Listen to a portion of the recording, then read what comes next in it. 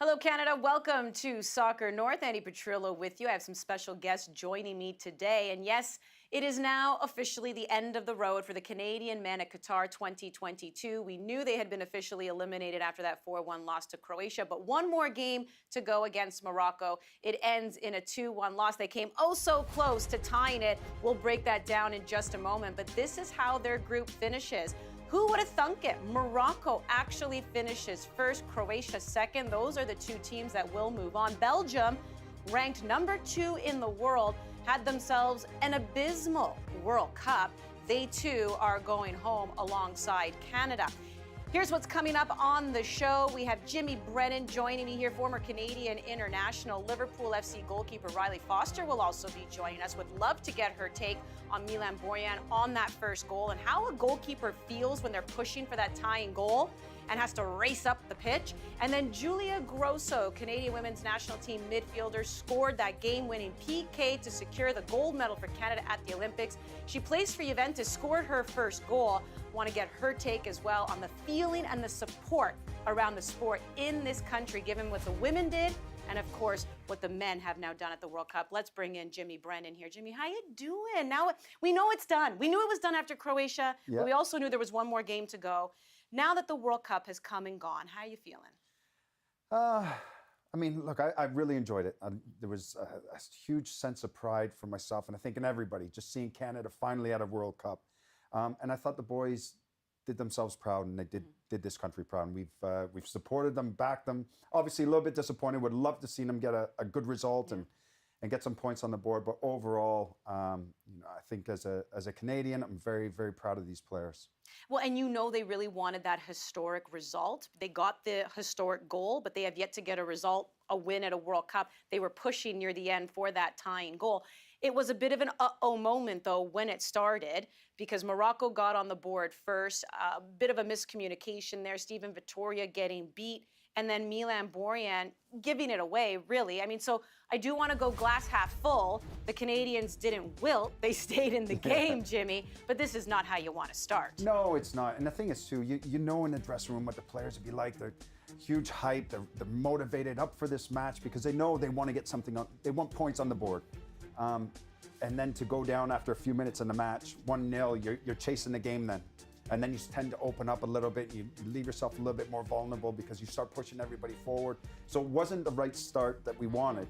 But you can't take anything away from the Canadians because they kept on pushing and pushing throughout the whole match. And obviously Atiba as well in the last few minutes there was a bit unlucky with that header. We thought it was over the line, but clearly it wasn't.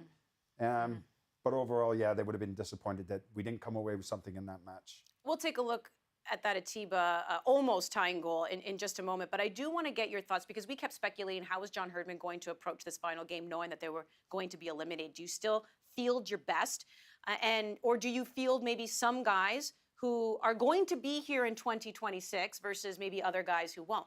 We did see some changes, though. I mean, Stephen Eustáquio, we know, is dealing with injuries, so you see a midfield looks a little bit different. Marc-Anthony Kaye comes on in. No Jonathan David, he starts on the bench. And Alphonso Davies is on the right. What do you think Herdman was trying to accomplish? Well, I think obviously bringing in also in Anthony Kaye, he wanted fresh legs, which is understandable. And we talked about this before. Do you bring in younger players as well and give them a taste of World Cup, knowing that they're going to be in that squad for that 2026? And I think he had to change things, and I think he had to bring in fresh legs because you could see that the fatigue was setting in that Croatia game. So for me, it was the right decision bringing in those fresh legs. Obviously, Davies played on the right, but he's coming inside because what they wanted was inverted wingers, which allows Adekugbe to get forward. It allows Johnson to get forward as well because both of them want to get up and down the line.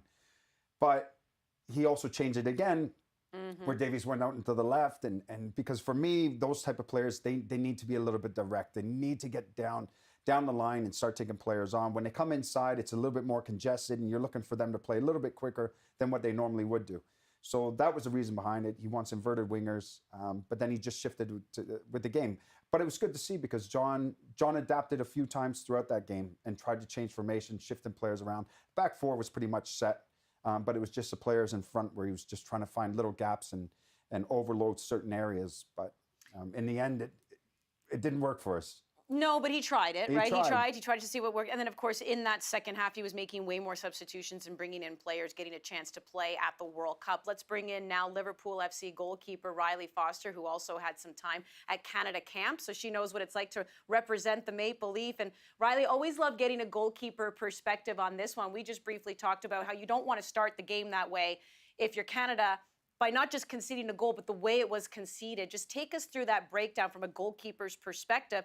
I don't know. I mean, you got to try and jump into Borjan's head, what you thought he was trying to achieve, and how a goalkeeper needs to then pick themselves up to get back in the game. Yeah, I mean, it's very, it's hard to go down that way in the first few minutes of the game. And like you said, it's not kind of the way you want to concede, especially in a World Cup. But starting off with a defender, I think we can relay the pass to be a little bit more cleaner, a lot more like precise, and a lot more force in that pass. And clearly it wasn't. But as a keeper, if you're going to get to that ball, I don't think it's smart to try to be cute with it and pass it around. I think in that moment, the back line's already under enough pressure. Just kick it long, get rid of it, let the back line reset, let the team reset, and then move forward from there. But I can only imagine in his head, you just want to keep possession, try to make something out of nothing. And once the ball ends up in the back of the net, you can see his reaction. He's kind of gobsmacked in a way. And it's embarrassing, to say the least. I've had it happen to me before at a World Cup stage when we were playing against Nigeria, actually. And I actually did it a lot less better. Like he did a lot better than I did. And that feeling is just, it's gutting, because you don't want that to happen, especially on the world stage. But all you have to do is just kind of clean it up, get on the next pass, make sure that's 100% better, and move on from there. You can't let that moment dwell. And I think after that, it didn't get to his head from what it seemed like as a fan's perspective. I think he carried himself quite well and was able to move on with the game. So that was really impressive.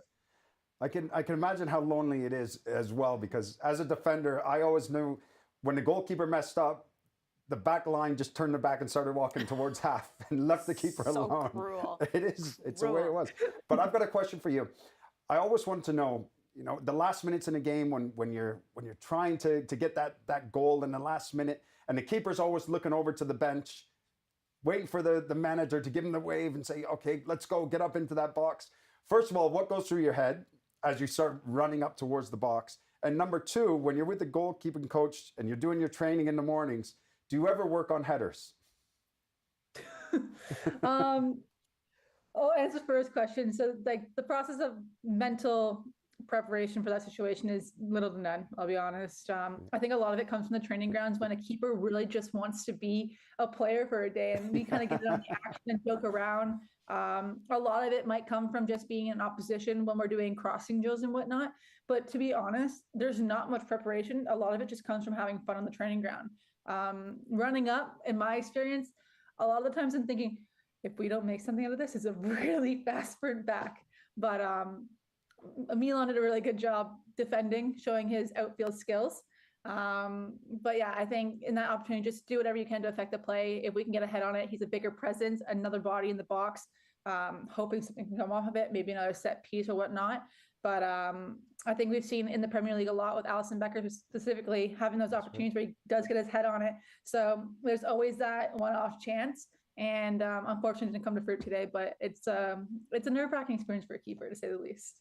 Well, sure, because the last thing you want is the play going the other way. You're not between the sticks, and that's exactly what happened. But thank goodness you have speedy Alphonso Davies, who was able to get back. Because speaking as someone who's married to a goalkeeper, he don't run that fast, let me tell you that. So, I mean, there's this feeling of helplessness when you're up the pitch and it's going the other way. But Riley, overall, I mean, the sport has grown immensely in this country, but that is thanks to the performances of the players. You look at, again, what the women have been able to do at Tokyo, even the years past in medaling, no matter what, at the Olympics. And now you see the men qualifying for the first time since 1986. Are you also getting that sense that the sport really is getting the recognition that it deserves because of what the players have been doing? Yeah, 100%. I think with the progress that the team in general has made, women's and men's side, it's been immense. And I think on the women's side, we've had great success winning Olympics and stuff like that. But also the processes that are going behind the scenes to get these players to the top level. From the men's side growing up, when people used to ask, is Canada in the World Cup, we used to laugh. Whereas now, being the last 2 years, to see how far John has taken the team and how much improvement they have made to be competing at the world stage is absolutely amazing. Being overseas, being in the UK, where everyone just loves football here, and hearing people talk about how they're impressed with the way Canada's playing, how they got surprised by the way we played in our first match and how it was actually a very close game. That's all very promising things. And I think in the next 4 years, although John has his hands full and a lot of decisions to make and a lot of hard work has to go in, it's very promising to see how we performed in this tournament and how we can turn it around in the next 4 years and hopefully get that point, but also make a bigger impact in the game when it's at a home World Cup, sharing it with everyone else. Yeah, we're already looking ahead to 2026, but you need to be our eyes and ears in the UK. You're right. Being out there in Liverpool, we're going to be checking in with you. What's the rest of the world saying about Canada? But Riley, always some great stuff from you. Great hearing from you. Thanks for taking the time. Thank you, guys. Riley Foster, Liverpool goalkeeper, sharing some goalkeeper tips there as well. Well, before the match, we actually had a chance to catch up with a sibling of one of the players. He's in Qatar. That would be Elijah Adekugbe, the brother of Sam Adekugbe. And yes, Sam is the one that created that own goal by Morocco to get the Canadians on the board. But we did speak to Elijah beforehand. Here's what he had to say about his experience being there watching his brother. And he also has some career news of his own. Elijah, what has this experience of seeing your brother play in a World Cup meant to you? Honestly, it has been crazy. First off, I've never imagined myself being in Qatar. So that's just been an experience in itself, learning the culture and everything. And then also just to see my brother playing on a world stage after we used to dream about it as kids. I think that's just been like the most surreal thing. When I saw him take the pitch against Modric, I saw him play against De Bruyne. And I think for me, it's just like kind of like a wow moment. Like, this is real life. This is really happening. And it's something we're never going to forget about, that's for sure. We saw this amazing moment of your mom reacting to Sam when he took to the pitch, made his World Cup debut. That must have been special. Yeah, my mom is like, she's definitely an expressive person. And I think when she sent it in our family group chat first, we were all just like, kind of like just feeling it like, wow. And then it got posted. And like within like 24 hours, I had it sent to me by so many people. It was popping up all over my social media. And it honestly, it just went crazy. You never can expect that. Have you and Sam had the chance to talk at all throughout this experience? Yeah, we still speak like pretty much every day because, you know, with the phones, WhatsApp messages, like we're still speaking. It's definitely more limited because like they're in the World Cup, like they've got a schedule, right? But no, I've definitely spoke to him after every game, before every game, just because it's one of those experiences that I have so many questions every time he plays. I'm just like, bro, what was that feeling like? Like every time. What's been the most special moment the two of you have been able to share throughout this World Cup? Ooh. I think the first game, for sure, just because it was World Cup debut. And I think after the game, he came over and like, he usually always asks for feedback after the game. And this time I was like, bro, like, it's none of that. It's just like, let's just be like, take a moment to be like, we really watched you just play in a World Cup. Like, I got to see this in the flesh against people that you've looked up to. Like, he's been a Man City fan, so he's always like players like De Bruyne. So I think it was just one of those moments after that game where we were just like, no feedback, no nothing. Let's just take this moment in and realize like life is really crazy. It's time to talk about you because you have an exciting step coming up in your career. Where will Elijah Adekugbe be playing next season? I'm very excited. For me, I'm leaving my whole team, Calgary FC, and I've just signed for York FC in the Canadian Premier League.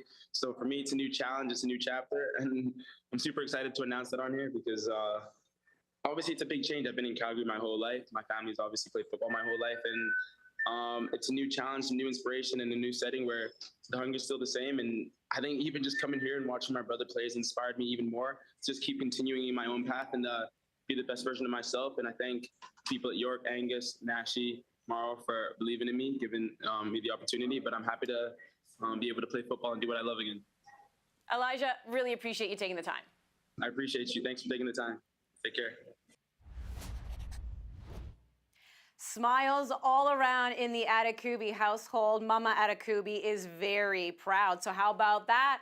Elijah now going to be with York United in the Canadian Premier League. We've got more big names joining us here on the show. Why don't we bring in Olympic champion, plays for Juventus. That would be Julia Grosso, who just scored her first goal for Juventus. So first of all, congratulations on that. But I do want to get your thoughts here.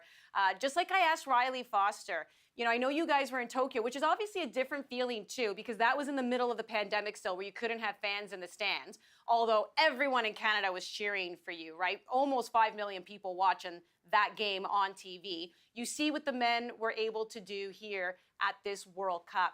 How are you just feeling overall about their performance and the growth of the sport? No, I'm genuinely very, very proud of them. Obviously, we wanted more like just to get a point, just get a result, but I'm genuinely very proud of them. I think they're definitely putting Canada on the map here. And, I think the biggest thing, playing the sport is just inspiring the youth and others. And I think they're really doing that. And they just, I feel like just under John and the whole team, they're really uniting the country. And, but yeah, I'm just really proud of them and their performances. And I'm excited for what the future holds for them. Not sure if you've been able to, speak to your sister, and obviously we know the connection with Joel Waterman, who was named to the team. He said, I want to be on 2022. A lot of people thought he was crazy, and I mean, obviously he gets named to the roster. I don't know if you've been able to talk to them at all and just what they've been experiencing over there. Yeah, I haven't really talked much to Joel, but I do know that he's enjoying the experience. I know he was really happy when he got the call to and made the roster.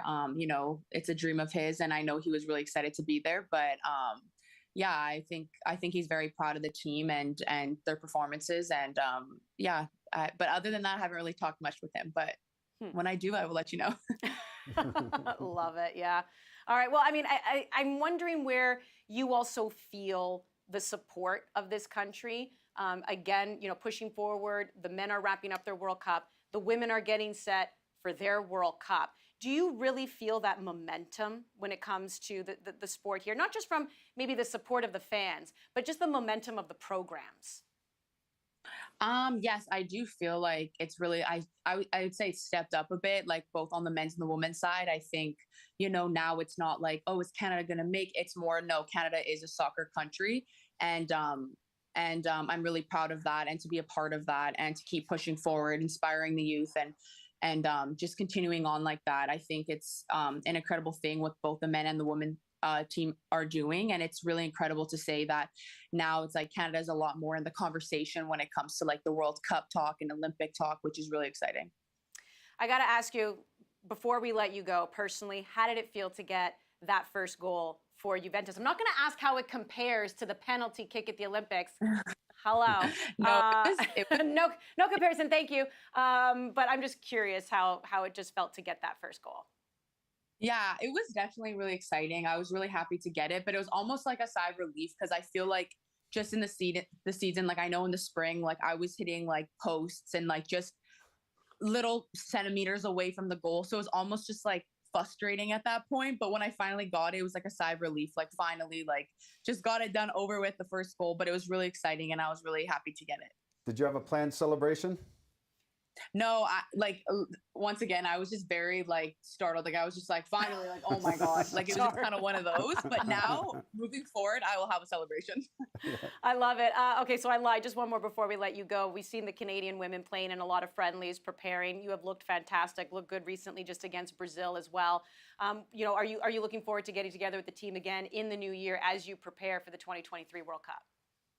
Yes, every time I get in with the Canadian team, it's so exciting. It's always great times. I think on and off the field, it's always so much fun. And yeah, I think it's just important, just keep building those partnerships on the field and off the field. This team's just so connected, and we have a great culture within our team. So I'm genuinely so excited, and yeah, I'm excited for the new year. Yeah, well, Canadians are too, because World Cup fever will continue. Julia Grosso, appreciate you taking the time here on Soccer North. Thank you for having me. Great stuff by Julia Grosso. And she's young and really just starting to be a part of the Canadian program, gets that all-important penalty kick goal at the Olympics. So probably someone who could speak to this would be more like your Christine St. Clair, maybe even your Sophie Smith, Diana Matheson, bring her on board. But where the Canadian women are, or were, I should say, in 2011, they finish dead last at the World Cup, come back at the Olympics 2012, get their Olympic bronze, do it again 2016, right? Finally, it culminates in this gold medal. Do you think the men are where the women were at in 2011? Do you think they're there now? I think so. I think so. And you've got to build on the momentum now. And the women did that. They built on it, and they built on the success that they were achieving. And where they are today, they are in a great spot in world football.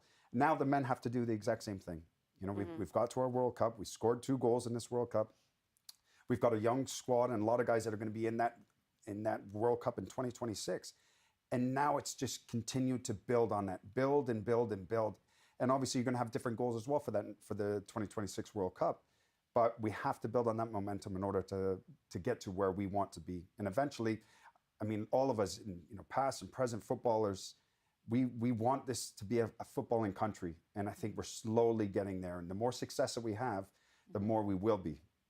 It's amazing what success and then, of course, what winning can do for a sport, that's for sure. But how much of the onus also falls on the federation? Because being a host nation, Canada's already qualified, right, for the 2026 World Cup. They don't have to go through the process, the rigors that they went through to get to Qatar. How important is it for the federation to lock down highly competitive friendlies in the meantime? Yeah, they'll have to. And it'll be interesting to see what they're going to do. We saw Qatar as well. Qatar ended up traveling. They actually came to North America to play in the Gold Cup. So maybe there's an opportunity where Canada goes into maybe the Copa America. Copa America. Okay. So it's important and it's vital that we get good opposition in the build-up towards that next World Cup because we have to have the right games in place. Yeah, I mean, because that's the key, right? At the end of the day, that was something John Herdman was pushing for. When they faced Uruguay, not only were they facing a top opponent, ranked 13th in the world. This was back in September, but they were also playing on European soil for the first time in a really long time. That journey, tough competition leading into the 2026 World Cup is going to be so key. Do you think it's also really important? We're hearing that it's a done deal. Alistair Johnston making the move to Celtic. Do you want to see other players, Kone, make the leap? Like, how important is it to play in those different types of just leagues outside that kind of offer a little bit more competition? It's so important that we get our players in the top leagues around the world. And that's part of the success that we had during this World Cup. Yeah. Johnson's going to Celtic. Buchanan's getting some interest now from the top 5 leagues in Europe. Kone is under the radar right now for a lot of big clubs around Europe. So the more players that we can get into the top leagues, playing for big clubs week in and week out, gaining that valuable experience, it's only going to be beneficial for our national team program. But we have to continue to produce players here and then eventually get them to the highest level that we can get them at. Yeah. And collectively, everybody's got to play a role in developing players. Yeah, developing the players, because that's always the on-field performance that we're looking at. But again, off-field too. We still now we can finally go back to the contract talks. Yeah. They don't have a deal, the men and the women. Now we can go back to making sure everyone's taken care of. We know heading into this World Cup, Alphonso Davies, his camp was able to secure the jersey rights deal. Yeah. What about the other players? Like, how important is it to just, from a federation, getting it right with their players so they feel good heading into these cycles? The women are going to be playing next summer. Like, yeah, we're talking about the men 2026. The program keeps rolling on. Yeah. How important is it to get these deals done right? And by the way, Herdman, right? I know we had this quick conversation if he's going to be around in 2026, but don't mess that contract up either, right? Well, that's it too, and I think I'm sure we'll find out soon what John Herdman's goals are and what his ambitions are. There is talks maybe he might be going to domestic football because he's a hot commodity right now. Everybody wants a piece of John, and if he was going to go to club football, now's the time for him to go. And if we can secure his services for a longer period of time because of what he's done with this national team program, then we have to tie him down as quickly as possible. And then going into that next World Cup, and for the women, for their events coming up, the men still have some events coming up as well. We have to get things tied up. We can't go into the next World Cup or these next events coming up with with things not being secured. Yeah. Right? People have to know where they stand. Contracts have to be signed. And that should be the last thing on people's minds, is worrying about contracts. And I don't want to see what's happened just before this World Cup and the noise that was going on. We don't need that going into any more events. So as soon as they can quickly solidify everything and get things signed, we're going to be in a better place where the players can actually just focus on football and nothing else. Yeah, get those deals done, because again, even though the World Cup for the men will be 4 years from now, a lot's coming up next summer. You have the men participating in the Gold Cup, and you also have the women who will be at the 2023 World Cup that will be split between New Zealand and Australia. So once again, final group stage game for Canada ends in a 2-1 loss to Morocco. Morocco tops the group. Who would have saw that? Never would have saw that. I mean, I think a lot of people really had Croatia, Belgium moving through, but Morocco, Croatia moved through. Belgium, a very disappointing World Cup for the world number 2. They go home. Canada, while they don't get a result, they do score their first ever goal at a men's World Cup. That came courtesy of Alphonso Davies. You've been watching Soccer North here on CBC. That's Jimmy Brennan. I'm Andi Petrillo. Thanks to everyone who joined us today, and we'll see you next time.